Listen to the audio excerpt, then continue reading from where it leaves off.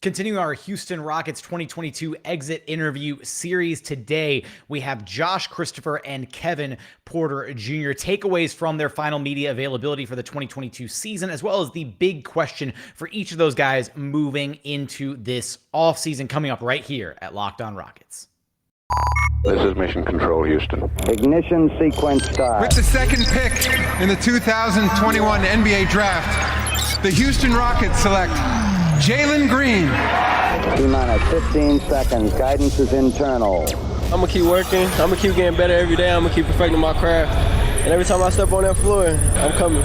6, 5, 4, 3, 2, 1.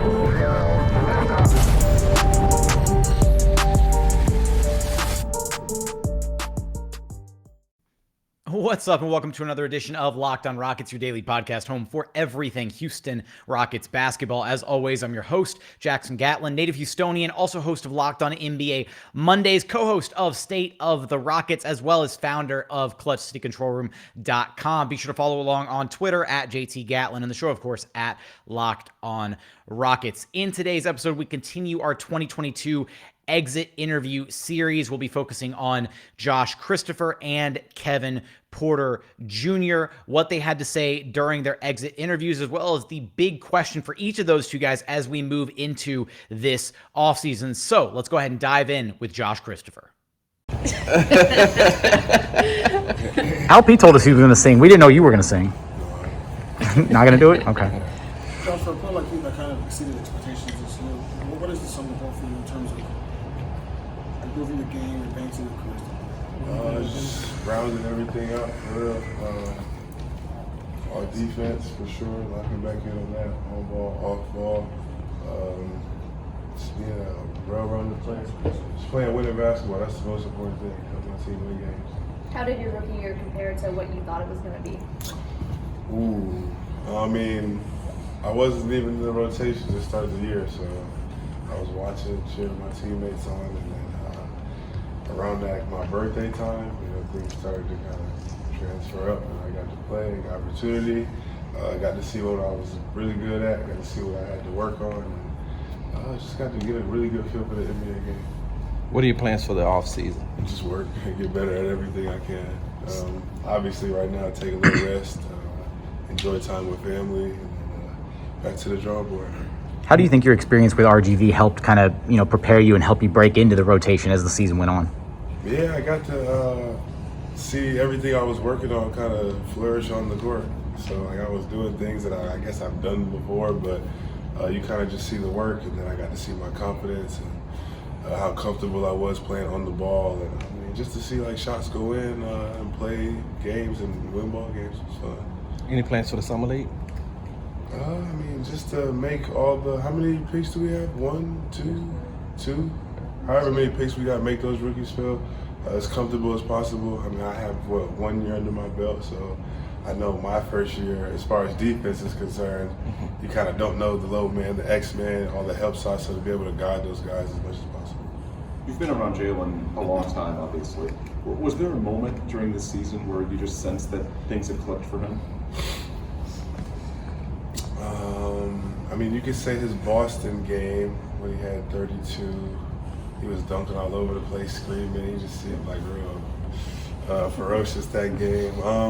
I guess you could say this streak of 30-point games was when it kind of clicked for him. But he's an excellent basketball player, but he's also a rookie and he's also young, so he's gonna have his ups and downs. But that just shows how great of a player as he is. Can you talk about how much Coach Turner means to you? One more time? Can you talk about how much Coach Turner means to you? Oh, yeah, everything. We were rocking. When I was sitting down, she, still told me, kept me confidence. Kind of guided me through this year as far as my preparation, before games and whatnot. So I think, her importance in my year was great for sure. You mentioned defense quite often. Is it your goal to become, one of the best two-way players in the game today? Yeah, like I said, when I first got drafted here, Stone had referenced Drew Holiday with me, so that's not bad. Drew Holiday's an amazing ball player, so if I could help this team on defense, it's a lot of great offensive players on this team. So I think defense is our next step into being a really good team. We can put the ball in the basket, but we got to be able to stop teams too. What goes into improving your ability on defense other than just sticking with the man and making sure they don't put the ball in the basket? I think it's just being in the right spots, kind of knowing the scout and knowing what teams are going to do in the play, kind of just knowing how the plays develop. Almost being like a point guard on the offensive court, you kind of know how the play is going to develop before it happens to make the right pass. So now it's kind of the reverse side of it, knowing what pass might be thrown or knowing the matchups and knowing how to switch out, just being in the right spots. Josh, I'm not for sure what you initially knew about the city of Houston when you first got drafted, but being a kid from the West Coast and staying out there for school, what have you grown to kind of like about Houston in general? The food is fire, for sure. And the culture, of course, you guys really ride for your team. We had 20 wins this year, but it felt like every game we came out to, whether it was still seats not filled up, it felt like we was in a playoff game or a finals game. So the love that they show is amazing. Josh, when you first got here, you talked about the excitement of building something here. Now that you've got a season under your belt, the growth of this group throughout the 82 games, where is your excitement level and where do you see the future for this team? My excitement level, it's hard for me to go home and rest and go on vacation as everybody's saying. I'm ready to get back to work. Like I said, those picks that we get this year, try to guide those guys as much as possible. And just try to keep on building. I mean, I don't know how fast or how slow it'll be, but I mean, if we just keep dedicating ourselves to get better and winning ball games, we'll be really good. What would your advice to the incoming picks be, given that now you've been through this year where you didn't end up with the results that you would necessarily hope for?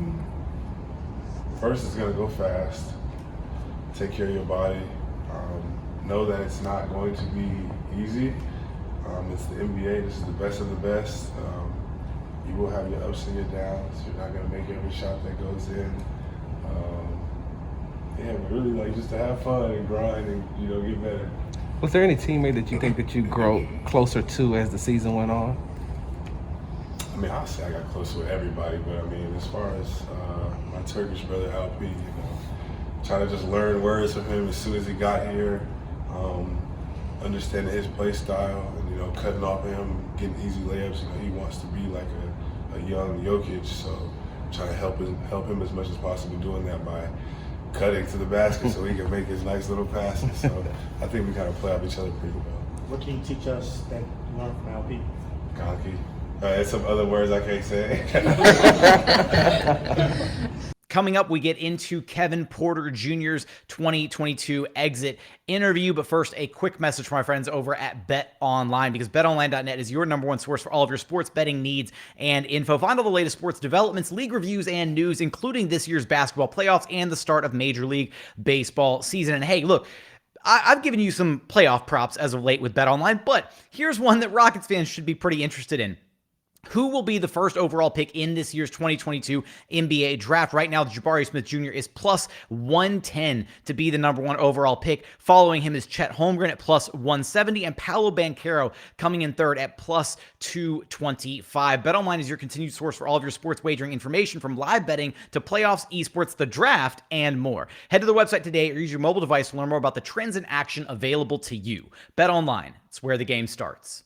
And continuing on here at Locked On Rockets, your daily podcast home for everything Houston Rockets basketball. Let's go ahead and dive into Kevin Porter Jr.'s final media availability for the 2022 NBA season.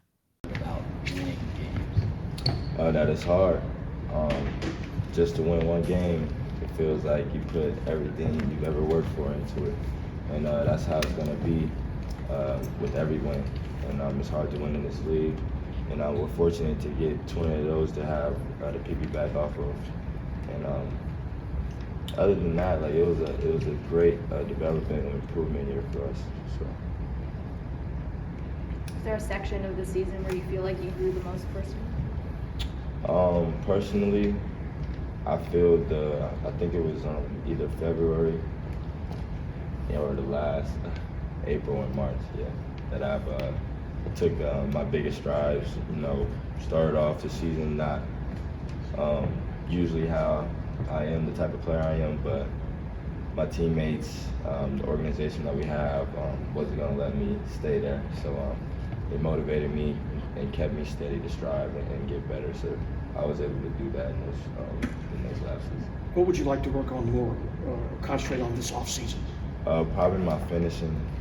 I went away from my finishing. My rookie year was probably my best year finishing, so I'm gonna go back to some old tapes, put some more work in the off season, and come back even better. Is that technical stuff, or is it mindset, or a little bit of both? Technical. It's hard to make layups in the league. You know, you got big guys come late, rare contest, people jabbing, swiping down at you. So you think you got a wide open layup, but you really don't. So it's skill and technicality for sure. Who are some of the players that you like to get with in the offseason and work out with? You see some of the players? Yeah. Honestly, I'm gonna be by myself most of the time. I got a lot to work on. I can do film on those players that I want to apply some in my game, but other than that, I don't want to work out with nobody. Who are some of those guys who you're trying to take some of their stuff into your game? Oh, like the typicals, the basics, all-stars, everyone. Even Capazzo, you know, his passing. You know, you got Kevin Durant, all the greats that you want to watch film. We're going to be able to watch the playoffs, so I'm going to be able to see film that way too, and take some notes from the playoffs. But definitely, pretty much everyone I see myself, I see a part of my game in. Last year, everybody knew there'd be a lot of changes. This year, there's 13 guys under contract. Does it feel very different, or how does it feel about where you guys are in the rebuild because of that? Shoot, I don't really pay attention to any of that. But the people that's with us, the 13 guys that's with us, it feels good to be a team and be able to finish how we did with those guys was definitely a momentum boost going into next season. You touched on this a few times this year, but how much has Houston become like home for you, and how important is it that you feel like you have a home now? It's important.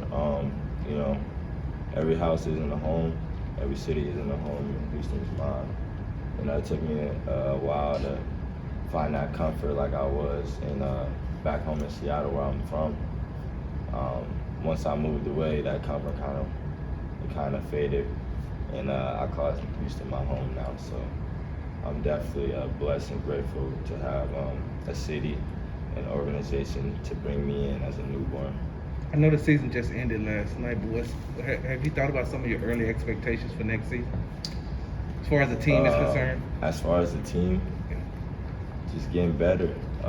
We all got to go put the work in, and if we all put the work in with the talent we have, with the youth we have, then we going to be a better team than we was next year. You talked yesterday about the business of basketball. You're eligible for a contract extension this offseason. Is that something you've thought about or have interest in? I mean, at the beginning of the season, I kind of put too much pressure on myself thinking about that type of thing. So I seen once I eased my mind off of it, I started to play better. So I don't really want to put no mind to it.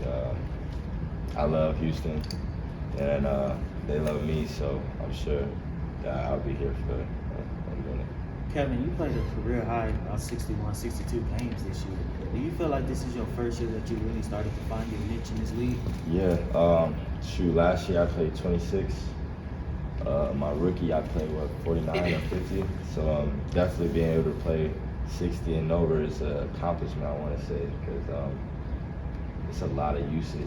82 games is a lot, and I want to play 82, but I don't know if my body will allow me to. But 61, 62, just having that experience out there, being a point guard for the first time, full time, I needed that experience. So definitely, it was a great feeling that my body could sustain 62, so I can get that experience and that work that I needed. Kevin, I know you've had a few of these exit interviews in early April. How eager and motivated are you into this summer to be able to push this back a little longer and finally get into the playoffs? Yeah, I'm eager. It's my third year. Been on the couch during the playoffs every year, so I'm definitely eager to taste what the playoffs is like, and I feel like what we're building here, we will. And I just got to trust in the process, trust in what Coach got in play for us, and where I've gotten to play for us because I know it's going to be a special group. How much has the mental side of things changed for you personally? How you handle things, how you respond to people working with you on things? It's changed, man. I've been working on myself for a while now, and I've been having, laps. I'm human, you know what I'm saying? A lot of up and downs, but I feel like lately I've been showing a new normal. I reintroduced myself. I cut my hair. So I've been making changes to better myself and to make people around me feel more warm and not disappointed for who's next to him, which is me. So I'm trying to be better. To see how you and Jalen ended this season, what are some of the goals and expectations you have for the future of this backcourt? Shoot, now that we show what we can do, we got to do it each and every night. So going into next year, having that killer, having that duo and that chemistry that we was for the last 7 or 8 games, like being able to have those and piggyback off of those for next season, it was needed for us and for our duo, at least me and Jalen. And I feel like us showing that it gives a lot of what's the word? Relief to our organization to see that the backcourt is a promising one. One of the ways you can improve us as a scorer, just how much of that came into the film you put in the season before, how much of that do you would like to do in the summer to work with Jalen? As a scorer, I'm a natural born scorer, so like I want to put in a lot of skill with that talent. That's what's going to separate myself. A lot of people are talented. You can see Jalen and me are probably as talented. And there's a lot of guys in this league that got a lot of talent, but you got to separate yourself with your work. So I got to put a lot of work in my finishing, like I said, even getting into the touch in the paint, touch shots, keep shooting my mid at a high clip in my threes. And that's going to open the floor up for each and every one of them, for Jalen. Jalen coming off, me being ready for him to catch and shoot. Same thing for him, me coming off, him being ready. Just us being able to shoot the three and slash. It opens up for both of us or the other three that's on the court. What's in your little packet back there? Oh, it's a blueprint. Just something they wrote up, all the shots, numbers. There it goes. It's numbers. I don't really Homework. pay attention to numbers. Thank you, Kevin, I know that you have a special interest in the WNBA this season, but what does it mean to have a lot of those players? Kyrie Irving said last week that he supports the WNBA like no other. Like, what does it mean to have, players like yourself, like Kyrie, support the WNBA? They need it. I mean, they're freakish women out there. You got women that can dunk now, doing all type of things, and it's a different era, and it deserves acknowledgement. And like you said, like I'm gonna be down there going to a couple of games, and even beforehand, like I'm from Seattle, so the Storm carried weight for us out there. We don't got no Sonics, so it was just Seahawks and Storm, and like I've always loved WNBA, Sue Bird, all of them. Like they brought championships back, and they should be just they deserve to have some light on them, and I'm sure it'll grow. The recognition will grow, and it has to grow. So.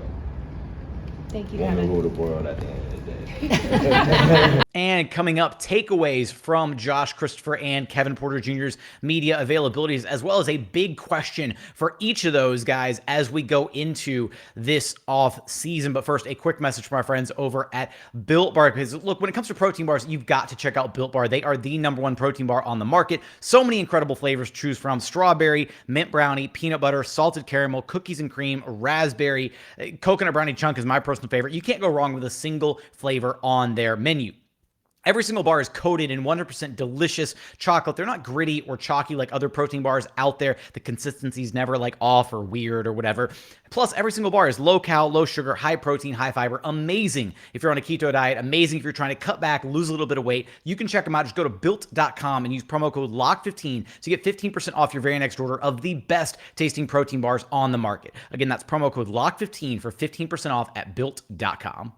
And final segment here at Locked On Rockets, your daily podcast home for everything Houston Rockets basketball. Now, let's get into Josh Christopher and Kevin Porter Jr., their final media availabilities for the season. Let's start with Josh Christopher. And first off, and I've said this time and time again this season, but Josh is such a wholesome interview. Like he's just very upfront. He's very transparent. He is very self-aware as a player. He's spoken time and time again to the media about areas that he is, confident in his game, areas where he feels like he needs to improve a little bit more, things of that nature. And you can really just tell that he is like, shout out to my guy Zeke, but the vibes are just immaculate with Josh Christopher whenever he's talking to the media. Like he's just such a wholesome guy. Now, one, I love that he has really harbored a positive relationship with Alperen Şengün on this year's Rockets team. Those two guys have absolutely shown a great amount of chemistry together.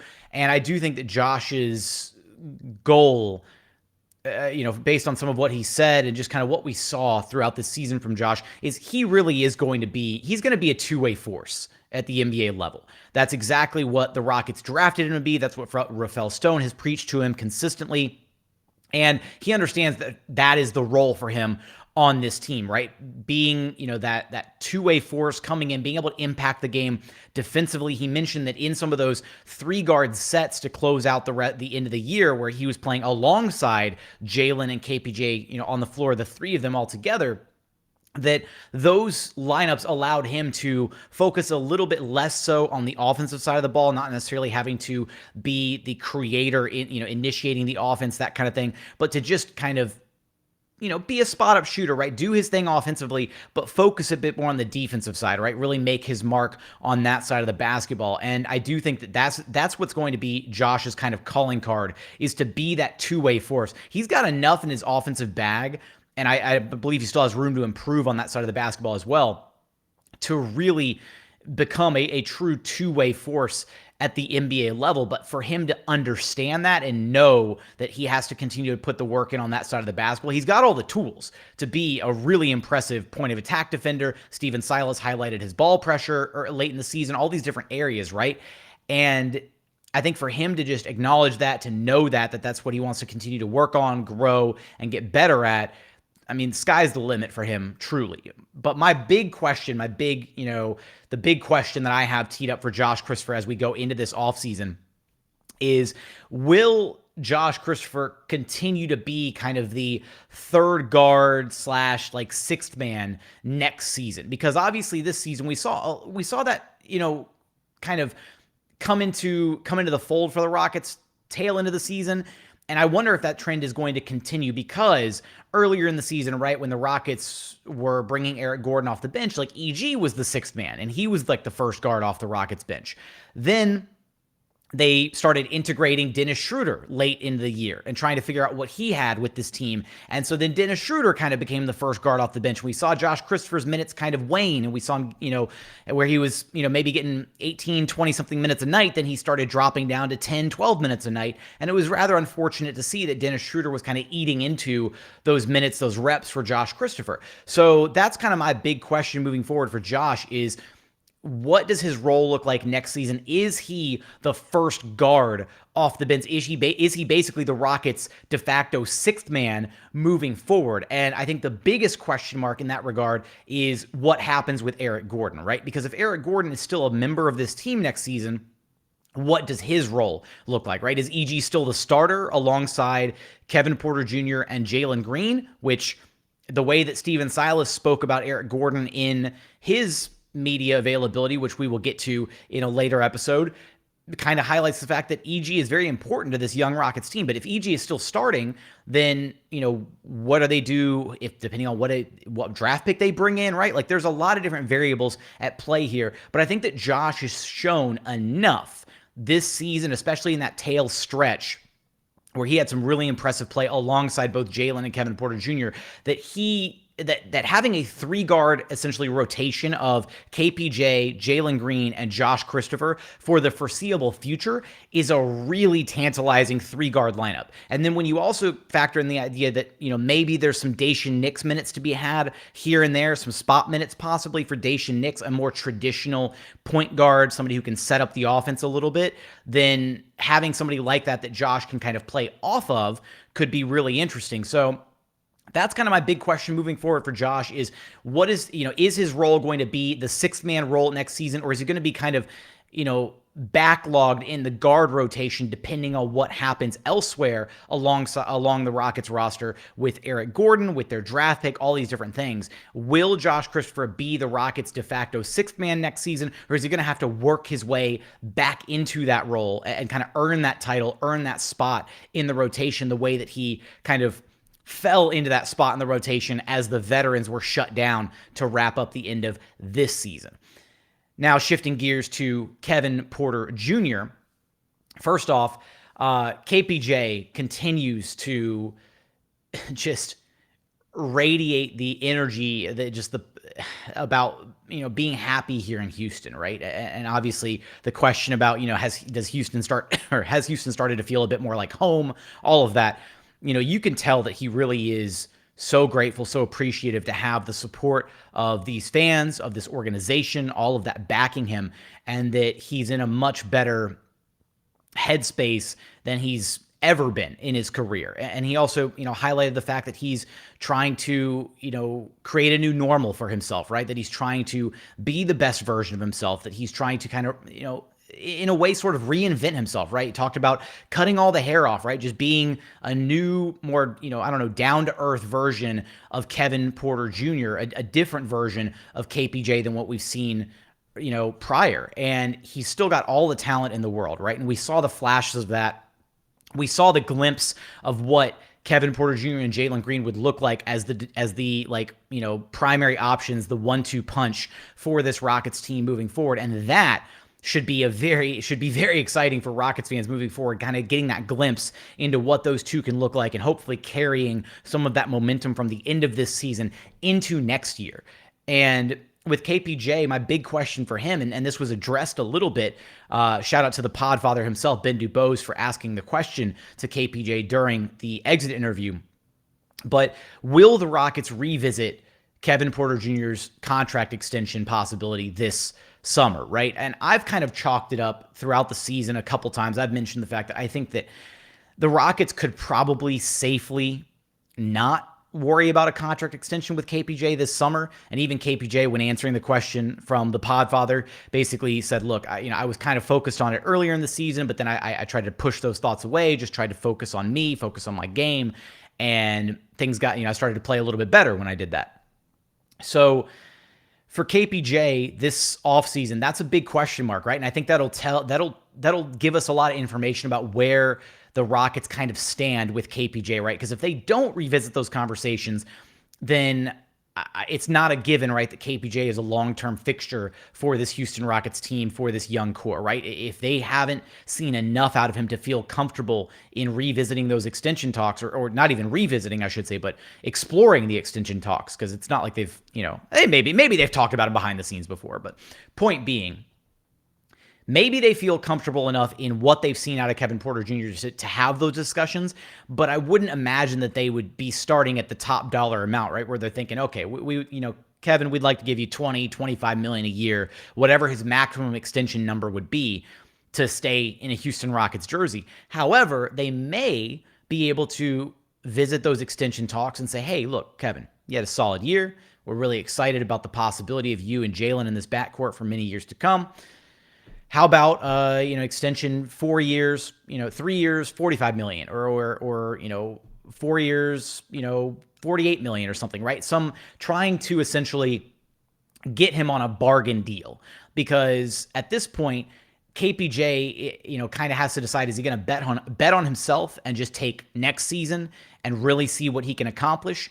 Or if he messes up, right, if he has a down year and hits restricted free agency, there might not be anybody willing to throw the bag at him. So it's very much a contract year moving into next season for KPJ. And so I think that's going to be the pivotal, area of discussion for the Rockets is, do they revisit or do they, visit the extension conversations this offseason and maybe discuss trying to get him locked down on a more team-friendly deal now, even if it's risky to see, obviously he had the one incident this season, right, where the New Year's Day incident. And for that reason, right, for that New Year's Day incident, I basically chalked it up to, all right, he's not getting the extension. Like, that cost him his extension this summer. But again, if they could get him on a team-friendly deal for the extension, if you could get KPJ right now for $10 million a year, $12.5 million a year, something like that, would you do that even on the off chance that you're not 100% sure if he pans out down the line? Because that's still a really tradable salary, right? That's still a piece that you could be, you could just aggregate, throw in with another deal if things don't work out with KPJ, that kind of thing, versus the idea of letting him play out his contract year. Maybe he absolutely balls out, right? Has an incredible year, hits restricted free agency, and then, the Rockets would potentially have to match any, big time deal from another team that wants to float him, some big bucks, right? Maybe there's a team out there that's like, all right, well, KPJ had a great season. Let's throw the bag at him, and maybe the Rockets won't match, and we'll be able to walk away with a really talented 22-year-old player. And in that case, if KPJ does ball out next season, I think the Rockets are going to feel very, very comfortable about matching any and all contract offers he gets. But it's about trying to kind of hedge a little bit and maybe get him on a bargain deal this summer if that's a discussion that they're willing to visit and entertain. But I think that from KPJ's standpoint, he's probably going to want to bet on himself. He's probably going to want to see how next season goes. But contract years are tricky, man. They could be fool's gold, right? He could have an absolutely incredible year and then come back the following year after, securing a 4-year $80 million contract, making $20 million a year, and suddenly he's not nearly as motivated, whatever, to play as hard as he was pre-contract, right? We saw that a lot with Trevor Ariza. Shout out to Rockets legend Trevor Ariza, the GOAT of contract year performances. But with that, those are my takeaways from Kevin Porter Jr., Josh Christopher, their final media availabilities for the season. Kind of the big question that I have for each of those two as we move into this Rockets offseason. But as always, thank you for checking out the show. If you haven't done so yet, please consider subscribing wherever you listen to your podcast, Apple, Spotify, Google, the brand new Odyssey app, free and available on all platforms. Also, be sure to check out the Locked On Rockets YouTube channel. Go to YouTube, search Locked On Rockets, like, comment, subscribe, all that good stuff. How did you feel about Josh Christopher and Kevin Porter Jr.'s final media availabilities for the 2022 season?